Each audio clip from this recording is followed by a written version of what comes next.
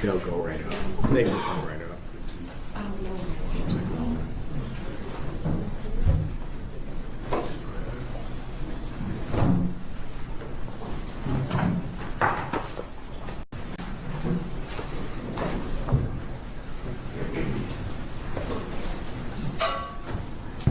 Is that third row?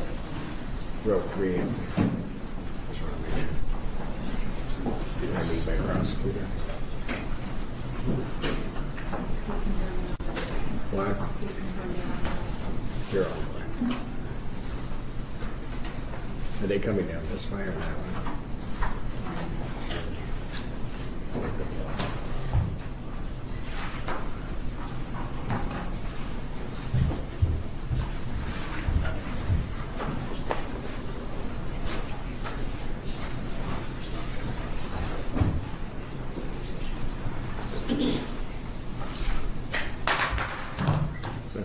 Court does call the case of the People's State of Michigan versus Sherrone Moore. Counsel, please state your appearances for the record. Good afternoon, Your Honor. Katie Rismersky for the people.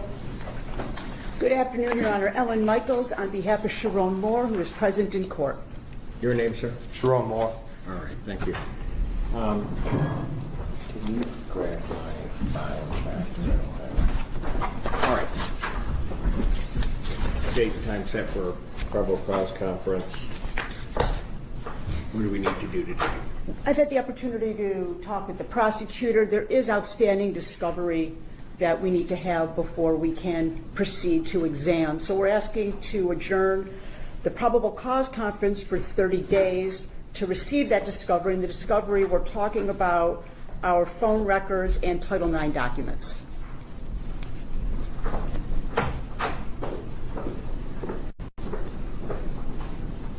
Okay. Are the people going to be in possession of Title IX documents or have access to those? I guess. It's a very good question, Your Honor. Thank My you. best understanding. I usually ask good ones. You do. Go ahead. This court always does. My best understanding in the moment is that this is not a Title IX investigation per se. My information is coming in real time, as they also say. It was a complaint apparently to the Office of the General Counsel. I have just moments before we came onto the record been informed that there is no written report. That is my best understanding. Whether or not there is some other kind of investigative information that exists has yet to be ferreted out. That effort, that process is ongoing. Ms. Michaels is correct in the aspect of phone records are being sought. All of the, just so the record is clear, all of the evidence and discovery that we have has been furnished to defense, but the investigation is ongoing. Okay. Whether or not 30 days is sufficient is a live and good question. Okay, well, let me just make sure that I'm clear. Whether 30 days would be sufficient for phone records is questionable, or for everything that Ms. Michaels indicated?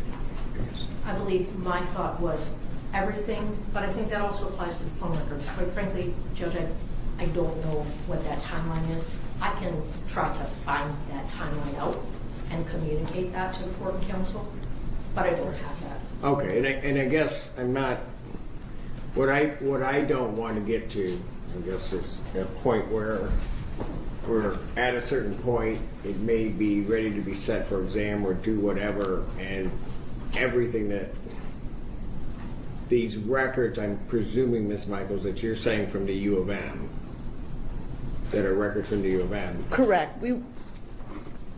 It's our understanding that when you just step back a touch from the actual incident, there were statements made and things done earlier that day to the U of M, statements made by the complaining witness that are going to be important to this investigation because her credibility will always be at issue, and different statements she made to different people will need to be evaluated. So those statements are important. Okay, I get that, but those, I mean, aren't those documents or statements that you can get on your own, or? That's a, Yeah, I don't- depends on one's view of life. But I take no issue with discovery flowing through us. Yeah, in terms of right. this I story. don't have a problem with that either. It's just, I'm trying to figure out if the request is made. So, because are you attempting to try to obtain those documents? I am. Okay.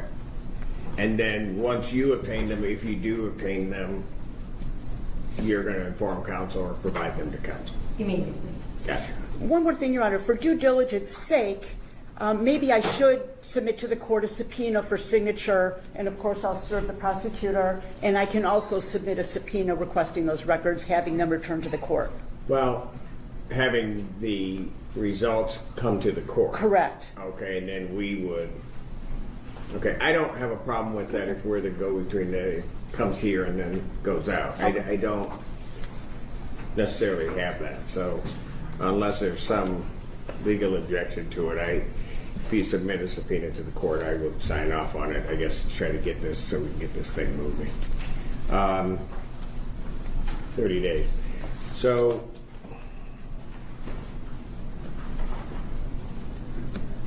there's also, and just so that's a discovery issue.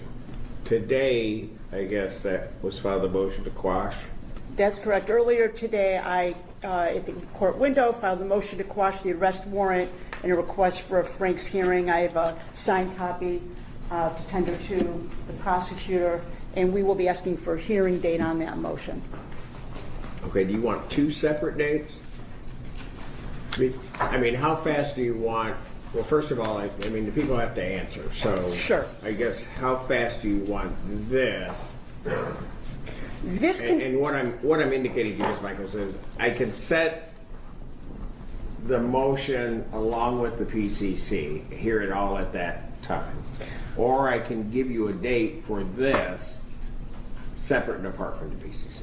I would like a date separate and apart. This motion is not determinative of those records. It is prior to those records. So a date to hear this motion prior to receiving those records would be our request.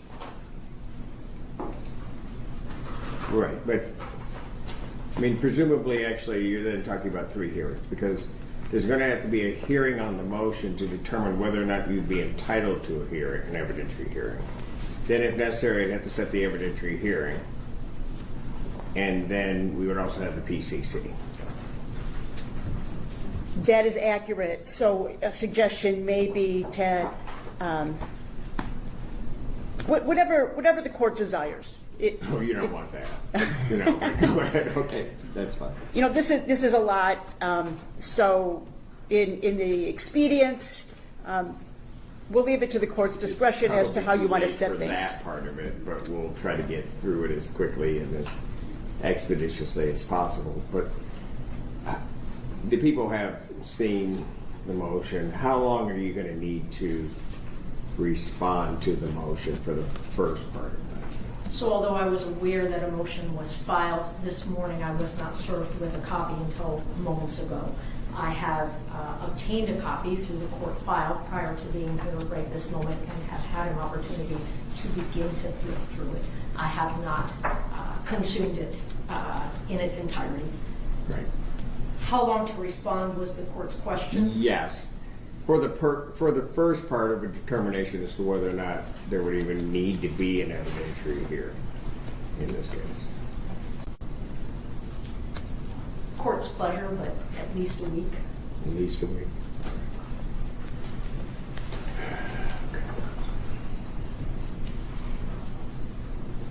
And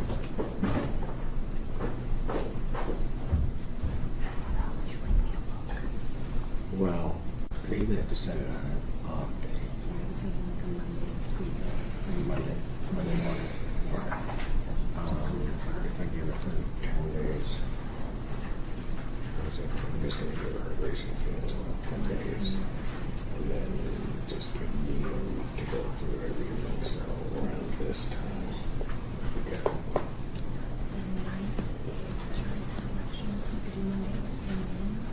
Here's got it. Okay. Will that work? Let me make sure.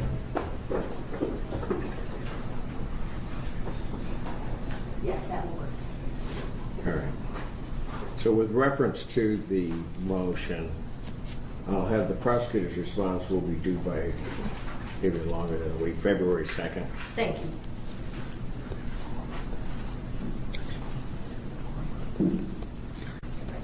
February 2nd, 2026. I will then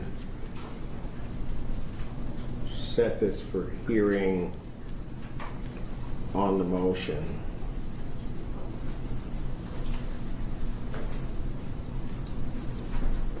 For February 9th, 2026, at 1 p.m. Your Honor, may I speak up? Yes, go ahead. In the moment, I have a murder case set to start on that date. That may change, even within the end of the day today, that may get moved. But in the moment, that is day one of the murder trial. That's day one. Yes. That's not a good date for me either, Judge. 16. Or just give me a date and let's see what we can figure out. We could do Tuesday the 10th at 1 o'clock. Well, Tuesday the 10th is not going to work if the murder trial goes. So, Tuesday the 17th at 2 o'clock. Should be fine. That works for me. at what time? 2 p.m. All right. So the motion will be set for February 17, 2026. You said 2? Yes, sir. At 2 p.m. Okay, and that will be an in-person hearing. We then, in understanding that, depending on the result of that motion, there may be another date that is set. But I'm not going to deal with that at this point because a determination has to be made. So I'll adjourn the probable cause conference. And folks, normally I'm not really going to care about the date itself, but with some of the logistics that come along with this case, I have to because of other docketing concerns. Will March 19th then work? I realize that's a little bit longer than what you asked for, but we're going to see each other on the 17th. And then I would adjourn this out to the 19th, hoping that all discovery, at least at that point, is clear. That works for the defense. Works for me as well. Thank you. All right. So probable cause conference will be adjourned to March 19th, 2026, 9 a.m. Where's your invite indicates? Is there anything else, Raj? Nothing for the evening. No, Your Honor. All right. Thank you very much. Bond will continue. Thank you. Thank you. Judge.